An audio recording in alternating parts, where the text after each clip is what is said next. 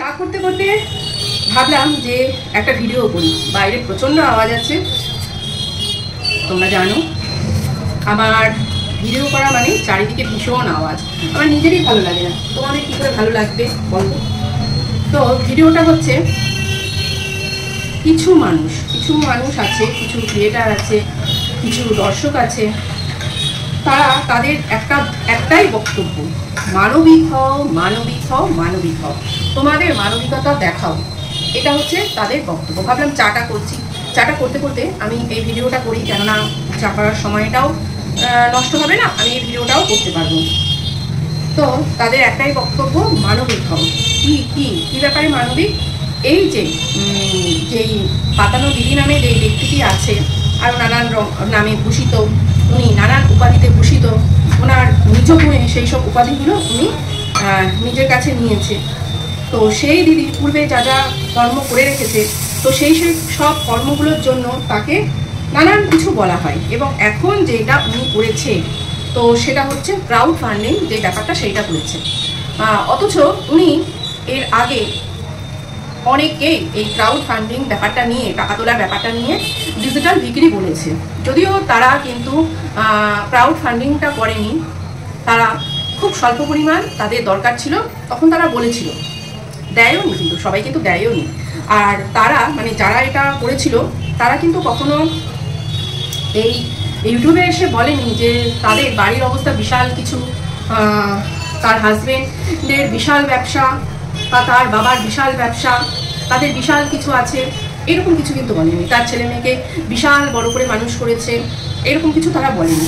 তার লাইফস্টাইলটাকে কখনো খুব বড় করে তারা কিন্তু দেখায়নি, শো করেনি ইউটিউবে।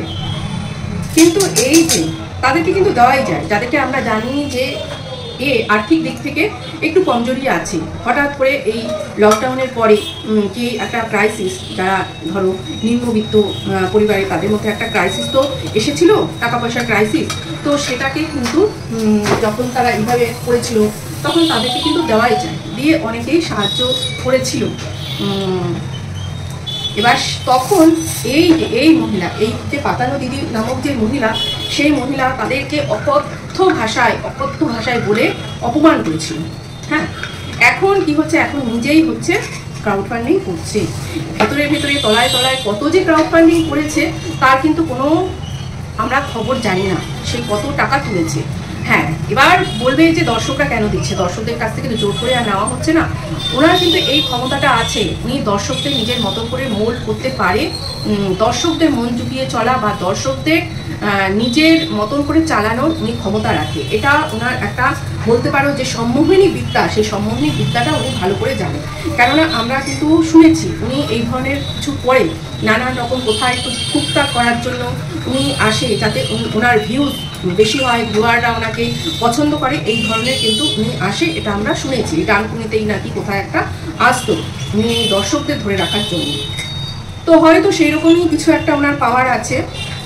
আর ওনার যে পাওয়ারটা আছে, উনি মানে দেখাবে, উনি যেমনি ওনার যে জন্ম পরিচয়টা দিয়েছিল সবার সামনে, উনি এটা ভেবে দিয়েছিল যে এইটা আমি সবার সামনে যখন তুলে ধরবো আমার জন্ম পরিচয়টা, তখন সবার একটা সিম্প্যাথি পাবো যে আরে মেয়েটা বাবা মা নিয়ে ফেলে দিয়ে চলে যাচ্ছে, কোথায় একটা নোংরা জায়গায় বড় হয়েছে। হ্যাঁ, এইরকম একটা সিম্প্যাথি পাওয়ার জন্য কিন্তু সে তার জন্ম পরিচয়টা বলেছিল। না হলে কোন মহিলা যার নাকি একটা ঘরে কন্যা সন্তান আছে, সে তার এই ব্যাপারটাকে সোশ্যাল মিডিয়ায় বলবে, তাই না? কেননা তার মেয়েকে তার বিয়ে দিতে হবে। হ্যাঁ, এটা মাথায় রাখতে হবে। এবার এইরকম ধরনের যদি কেউ কিছু করে, তার মেয়েকে বিয়ে দেওয়াটা কিন্তু একটু টাফ হবে, সে যত যাই হোক না কেন, সে মেয়ে যত ব্যারিস্টারই হোক না কেন, একটু টাফ হবে। কিন্তু উনি সেটাকে কি করেছে, নিজে ইউটিউবে কেরিয়ার করার জন্য সেই কথাটা সবার সামনে এনে বলে দিয়েছে, যাতে একটা সিম্প্যাথি গ্রাউন্ডে সে সবার সিম্প্যাথি পাক আর প্রচুর পরিমাণে মানুষ তাকে সাপোর্ট করুক। এবং সেটা কিন্তু করেও ছিলাম, মানে তখন প্রচুর মানুষ কিন্তু ওই টাইমটায় তার দিকে ঢলে গেছিল। তারপরে এই যে লাইভে বসে বসে তার যে পার্সোনাল লাইফ নিয়ে উনি অনেক কিছু বলে, অনেক কিছু গল্প বলে, নানান কিছু বেশ রসিয়ে কষিয়ে বেশ মশলা মাখানো একটা গল্প কিন্তু উনি বেশ বলে যায়। ওই যে ভিউয়ার্সগুলোকে এতক্ষণ ধরে আটকে রাখার জন্য বলে যায়। তো তারপরে হচ্ছে ইনি যেই যে কাণ্ডগুলো করেছে, যেমনি হচ্ছে এই যে আমাদের চন্দননগরে যে পাল ফ্যামিলির মেয়েটাকে, জানি মেয়েটা খুব একটা ভালো মেয়ে না, সেটা আমি জানি, কিন্তু তারপরেও কি কোনো একটা মহিলা, কোনো একটা মেয়ের মা একটি ওই রকম মেয়েকে, নিজের মেয়ের থেকেও ছোট একটা মেয়েকে ওই রকম ভাষায় কথা বলতে পারে যে কি না তোর এখানে বেলুন ঢুকিয়ে দেব, তারপরে হচ্ছে তোর এখানে চিড়ে রেখে দেব, ওখানে লঙ্কা বাটা দিয়ে দেব, তো এইসবগুলো বলতে পারে? আজকে যারা যারা অনেক কিছু বলছে যে ও ঠিক পরিবেশ পায়নি, ঠিক জায়গায় বেড়ে ওঠেনি, শিক্ষাটা ঠিকঠাক পায়নি, তাহলে ও কি করে জানবে? ও কি করে জানবে? ওর মুখের ভাষা তো ওই রকমই হবে। তাহলে যারা আপনারা যারা শিক্ষিত তারা কেন ওকে সেম একই জিনিস বলছেন, মানে ওর মতনই করে কেন বলছেন? যদিও প্রথমেই বলে রাখি, ওর মতন করে কিন্তু ওকে এখানে কেউ বলেনি। ওর মতন করে যদি ওকে এখানে প্রত্যেকে বলতে আরম্ভ করতো না, ও এখনো টিকে থাকতে পারতো না। এই যে টিকে আছে, লাইটটা উল্টো দিকে তো তাই কিরকম একটা লাগছে, যাই হোক, ও যে টিকে আছে, এই টিকে থাকতে পারতো না। ও যেরকম সবাইকে ফাঁক করে দিয়ে, লঙ্কা টিকে দিয়ে, এই করে দিচ্ছিস বাবা, মানে তখন ওর টাইটেলটা দেখতেই না গা ঘুরিয়ে উঠতো। ওর টাইটেলের মধ্যে এরকম সব ভাষা লেখা থাকতো, আর খুলে দেখাতো, আর সে বডি ল্যাঙ্গুয়েজ, ওরে বাপরে বাপ, গাটা ঘুরিয়ে ওঠে, এইরকম একটা অবস্থা। তো যাই হোক, এইগুলো করেছিল। তো এখন যারা ওকে তারই সামান্যতম একটু ফিরিয়ে দিচ্ছে, মানে এই যে ডিজিটাল ভিকিরি বলা, কোনো একটা ভালো ঘরের মেয়ে বউকে সে ডিজিটাল ভিখারি বলে রেখে এসেছিল। কেন? তারা তাদের কিছু দরকার হয়েছিল, কেউ ট্রিটমেন্টের জন্য, কেউ তার কোনো ঘরে কোনো কিছুর জন্য কোনো একটা টাকা দিতে পারছে না, লোনের টাকা বা এই ধরনের কিছু, তার জন্য তারা দর্শকের কাছে কিছু টাকা চেয়েছিল। পেয়েছে কি পায়নি সেটা আমি জানি না, তো সেটা খুবই সামান্য, তো সেটার জন্য তাদেরকে ডিজিটাল ভিকিরি বলে দিয়েছিল। তো আমরা জানি লকডাউনের পর এইরকম অবস্থা অনেকের হয়েছে। তো আজকে যদি সেই ডিজিটাল ভিকিরি কথাটা তাকে বলে সবাই, ক্ষতি কি করছে এটা আমি জানতে চাই। কোনো ক্ষতি তো করছে না, কেননা সে যেই তেতো ওষুধটা অন্যদেরকে দিয়েছে, অন্যদেরকে টেস্ট করিয়েছে, আজকে তো তার পালা না, সেই তেতো ওষুধটা তাকে একদম মুখ টিপে খাওয়ানোর মতন অবস্থা, তাই না? খাওয়াতেই হবে তাকে, সেই স্বাদটা বুঝতেই হবে যে দেখ তুই যে তেতো ওষুধটা লোককে খাইয়েছিস, আজকে এই ওষুধটার টেস্টটা কিরকম, দেখ কতটা তিতো, কতটা বিষ এই ওষুধটা, তুই খেয়ে দেখ।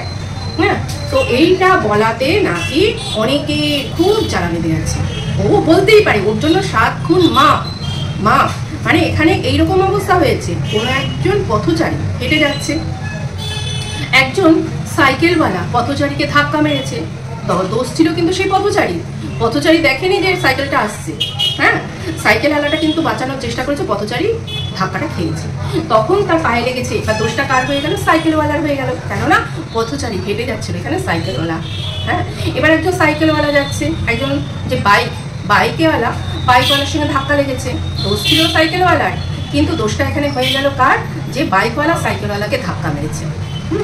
এইবার একজন স্কুটারওয়ালা বা বাইকওয়ালার সঙ্গে একটা 4 চাকার ধাক্কা লাগলো, বা 4 চাকাটা আসছিল, বাইকওয়ালাটা না দেখে ক্রস করতে গেল, আর ধাক্কাটা খেয়ে ওখানেই তার অবস্থা খারাপ হয়ে গেল। দোষটা কার হলো? দোষটা তখন হলো 4 চাকা, কেননা সে 4 চাকায় ছিল, তার থেকে বেশি স্ট্যান্ডার্ডের উঁচুতে ছিল, তাই দোষটা তার হলো।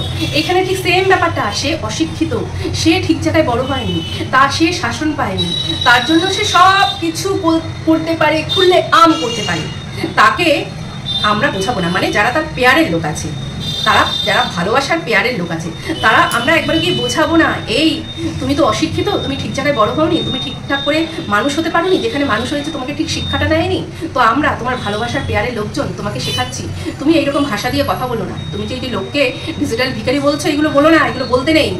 একটা ভদ্রবাড়ির বউকে তুমি কি করে ডিজিটাল ভিখারি বলছো? তার মেয়েকে নিয়ে কি করে খারাপ কথা বলছো? এগুলো বলতে নেই। আজকে পালবাড়ির মেয়েটাকে তুমি এখানে বেলুন ঢুকিয়ে দেবে, এখানে রড ঢুকিয়ে ঘুরিয়ে দেবে, এই কথাগুলো কেন বলছো? বলতে নেই। তখন তারা কি করেছে?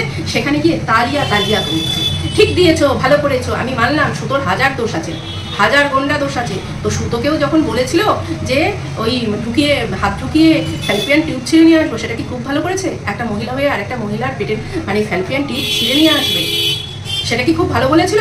অন্নকোষ থেতলে দেবে, সেটা কি খুব ভালো বলেছিল? তখন যারা আপনারা পেয়ারের লোক আছেন, আজকে এত বড় বড় জ্ঞান দিচ্ছেন, হ্যাঁ, তারা তখন কোথায় ছিলেন? তারা তখন ওনায় মানুষ হতে পারেনি, ওনায় শিক্ষা পায়নি। এই বুড়ি বয়সেও আর শিক্ষা কোনোদিনও পাবে না। এতদিন যখন পায়নি, বুড়ি বয়সেও আর শিক্ষা পাবে না। যে নিজে শিক্ষা পায়নি, তার সেটা ছেলে মেয়েকে কি শিক্ষা দিয়েছে? এতদিন ওর ছেলে মেয়েকে নিয়ে খুব বড়াই করেছে না?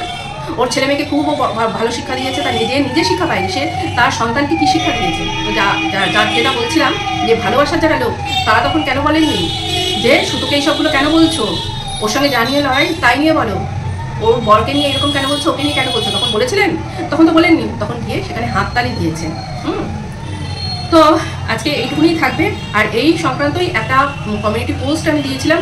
ও বাবা, সেখানে রিয়া নামক একজন মহিষী নারী আমাকে বিশাল চোথা একটা লিখে গেছে। তো চোথা পড়ার আমার সত্যি কথা বলতে অত বড় বাপরে বাপ পড়ার আমার ধৈর্য নেই। আর তখন কাজের মধ্যে ছিলাম, করতে পারিনি।